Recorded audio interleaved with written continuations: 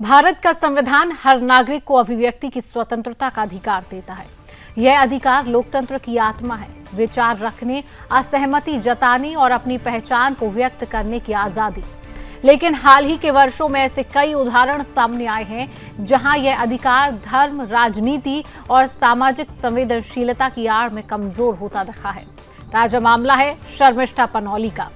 एक युवा हिंदू लड़की जिसने ऑपरेशन सिंदूर से जुड़े मुद्दे पर सोशल मीडिया पर अपने विचार रखे।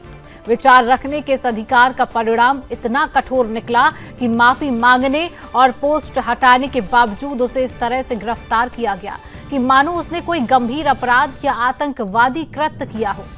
वहीं दूसरी तरफ इस मामले में जिस व्यक्ति ने शर्मिष्ठा पनौली के खिलाफ ये एफआईआर करवाई है,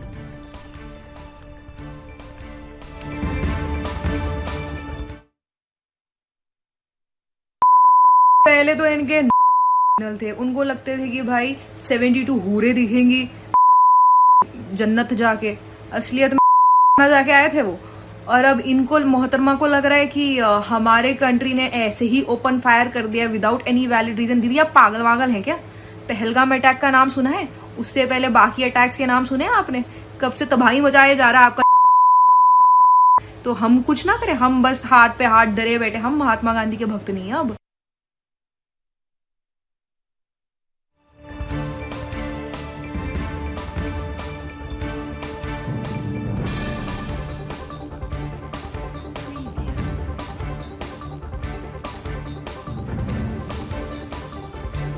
चलिए इसी खबर पर और अपडेट लेते हैं। हमारे साथ पश्चिम बंगाल से ब्यूरो चीफ संगीता झा जुड़ चुकी है। संगीता, फ्री स्पीच अब एक तरफा अधिकार बन गई है। फ्रीडम और स्पीच का पूरा देश बात करता है, लेकिन जहां शर्मिष्ठा ने जो पहलगाम हमला हुआ उसको लेकर सोशल मीडिया पर एक वीडियो जारी करती हैं, उसके बाद वो माफी भी मांगती हैं, लेकिन कोलकाता पुलिस उनको गुरुग्राम से गिरफ्तार कर लेती है। लेकिन ममता बनर्जी को वो दंगा फसाद नजर नहीं आते हैं जो मुर्शिदाबाद में हिंसा फैलाए जाते हैं जिहादियों की तरफ से, उनकी गिरफ्तारी नहीं होती है। देखिए शिवांगी, मैं आपको बताऊं कि जैसा कि शर्मिष्ठा की गिरफ्तारी हुई जो कि गुरुग्राम से हुई, उसके एक वीडियो जो कि इंस्टाग्राम में उसने पोस्ट किए थे, जिससे कि बाद में उसने डिलीट भी कर दिया था और माफ़ी भी मांगी। लेकिन बावजूद इसके कोलकाता में एक एफआईआर होती है और एफआईआर करने वाला जो बंदा है उसका नाम है वजाहत खान कादरी राशिदी। तो सबसे पहले तो मैं पूरी डिटेल्स बता दूं, उसके बाद इस बंदे के बारे में भी मैं आपको डिटेल्स बताऊंगी कि इसकी ये एक एफआईआर की जाती है जो कि गार्डन रीच में एफआईआर होती है और इस एफआईआर के बाद ही इसकी गिरफ्तारी की जाती है। गुरुग्राम से कोलकाता पुलिस आती है और गुरुग्राम से गिरफ्तार करके ले जाती है, जिसके बाद जो है कोर्ट पे उसे पेश किया जाता है और उसे रिमांड में भेज दिया जाता है, पुलिस रिमांड में भेजा जाता है।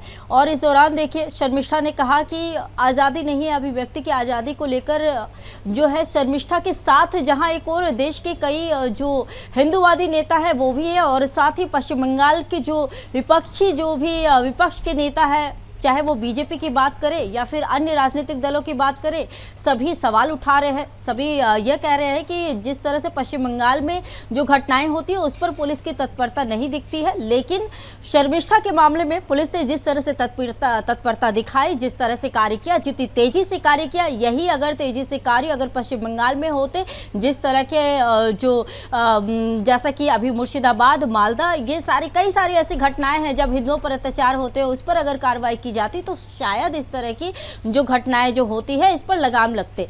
लेकिन वही अब मैं आती हूँ वजाहत खान कादरी पर आती हूँ, जिसने ये एफआईआर कराई है और इसका एक संगठन भी है। इस बंदे की अगर मैं बात करूं तो इसके सोशल मीडिया को हमने खंगाला, हमने इसकी पूरी जानकारी जुटाई, क्योंकि देखिए सुदर्शन न्यूज़ ऐसी कोई खबरें नहीं चलाता, उसकी पूरी तह तक सुदर्शन न्यूज़ जाता है। तो हमने पूरी तह तक इसकी खबर, इसके बारे में जानने की कोशिश की कि जिसने एफआईआर कराई वो कौन है। इसके बारे में जब हमने जाना, इसकी पूरी सोशल मीडिया को खंगाला, तो इसके सोशल मीडिया में यह दिखा कि ये जो व्यक्ति है ये पिछले चाहे वो माँ कामाख्या देवी को लेकर हो या फिर कृष्ण भगवान को लेकर हो, जो कि हिंदू देवी देवताओं को लेकर अभद्र टिप्पणी किया है इन्होंने। और इसने जब इसकी जानकारी उसे लगी और इसके खिलाफ देखिए एफआईआर भी दर्ज की गई है। पश्चिम बंगाल के बीजेपी के ही नेता ने इसके खिलाफ एफआईआर कल दर्ज की है और इस पर कार्रवाई करने की बात कही है।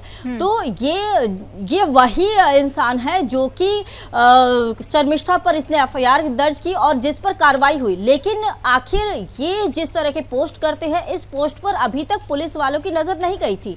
लेकिन अब देखिए, अब जब इस पर एफआईआर हुई है तो क्या इस एफआईआर पर पुलिस कार्रवाई करती है? सवाल तो यही है, उस पर एफआईआर और उसकी गिरफ्तारी इसलिए नहीं हुई क्योंकि वो हिंदू नहीं है। पश्चिम बंगाल में अत्याचार और गिरफ्तारी हिंदू की होती है क्योंकि हमेशा पश्चिम बंगाल में टारगेट जो है हिंदुओं को किया जाता है। जिस तरीके से आपने बात की, अगर पुलिस इतनी तत्परता जिहादियों को और जो हिंसा पश्चिम बंगाल में भड़काई जाती है उनको गिरफ्तार करेगी तो संगीता, मुझे लगता है कि पश्चिम बंगाल की तस्वीर ही बदल जाएगी। वही शिवांगी, मैं वही बताना चाह रही थी कि जिस तरह से इसकी अगर जिस तरह से एफआईआर हुए हैं और इस पर पुलिस अभी क्या एक्शन लेती है, क्या उसी तत्परता के साथ जिस तरह से उसकी गिरफ्तारी हुई है शर्मिष्ठा की, जितनी तेजी से और जिस तरह से एक बयान की वजह से उसे पुलिस रिमांड में भेजा गया, एक स्टूडेंट के साथ इस तरह की घटनाएं हो रही है। देखिए, ये ऐसा सिर्फ हम नहीं कह रहे, जो जनता है, देश की जनता, वो भी कह रही है कि आखिर एक बयान की वजह से किसी को पुलिस रिमांड में किसी को क्यों जेल में रखा जा रहा है और इसमें अभी तक बेल क्यों नहीं मिला। क्योंकि जिस तरह से जो घटनाएं हो रही है पश्चिम बंगाल में, ये घटनाएं जो जिस तरह से हिंदुओं पर अत्याचार होते हैं और उस पर कार्रवाई किस तरह से होती है, इसकी नज़र जो है पूरे देश भर में लोगों की है। तो सवाल अब जो है सरकार पर भी उठ रहा है, पुलिस प्रशासन पर भी उठ रहा है। और एक और सवाल अभी पश्चिम बंगाल के विपक्ष के नेता उठा रहे हैं कि आने वाले समय में पश्चिम बंगाल में विधानसभा का चुनाव होना है, तो क्या ममता बनर्जी की सरकार जो वहाँ पे 30% से भी ज़्यादा अब जो मुस्लिम संख्या हो चुकी है, जनसंख्या हो चुकी है, क्या उन्हें साधने के लिए कर रही है इस तरह की कार्रवाई? क्योंकि आने वाले समय में चुनाव भी होने हैं और चुनाव को लेकर बार बार ये ममता बनर्जी सरकार पर ये आरोप लगते आए हैं कि तुष्टीकरण की राजनीति ममता बनर्जी करती हैं। तो फिलहाल देखिए, अभी इस मामले में जो शर्मिष्ठा के मामले में इस पर हमारी नज़र बनी हुई है कि जिस व्यक्ति ने जो एफआईआर कराई है उसके और भी हम चीज़ें और क्या क्या उससे जुड़ी चीज़ें हैं उसको भी हम खंगाल रहे हैं। और शर्मिष्ठा को लेकर देखिए, जैसा कि मामले सामने आए जिसके बाद जो है पूरे देश में जो एक उसके साथ जो है लोग खड़े हैं और साथ ही यह डिमांड कर रहे हैं कि उसे छोड़ा जाए। साथ ही देखिए, कल कंगना रनौत ने भी एक बयान दिया। उन्होंने कहा कि इस तरह की घटनाएं जो हुई है पश्चिम बंगाल में ये सही नहीं है, ममता बनर्जी कोरिया बनाने की कोशिश ना करे। यानी कि बिल्कुल संगीता, सवाल तो यही है कि लगातार ममता बनर्जी को वोट बैंक की राजनीति का लालच इतना है कि उनको सही और गलत में नजर नहीं आता। और सबसे बड़ी बात तो ये है कि वो खुद एक महिला मुख्यमंत्री है और महिला मुख्यमंत्री होने के साथ साथ वो हिंदू भी हैं, लेकिन उनको हिंदुओं पर अत्याचार, हिंदुओं पर हिंसा नजर नहीं आती है, जबकि वह सिर्फ एक ही वर्ग का जो है वो संरक्षण करती हुई नजर आती है। हालांकि अब इस पूरे मामले पर संगीता ये देखना होगा कि पुलिस प्रशासन क्या कर रही है, क्या उस जिहादी की उतनी ही तत्परता से गिरफ्तारी होती है, उतनी ही तत्परता क्या दिखा रही है पुलिस उसकी गिरफ्तारी में और कार्रवाई करने में। फिलहाल तमाम अपडेट साझा करने के लिए संगीता आपका बहुत बहुत शुक्रिया।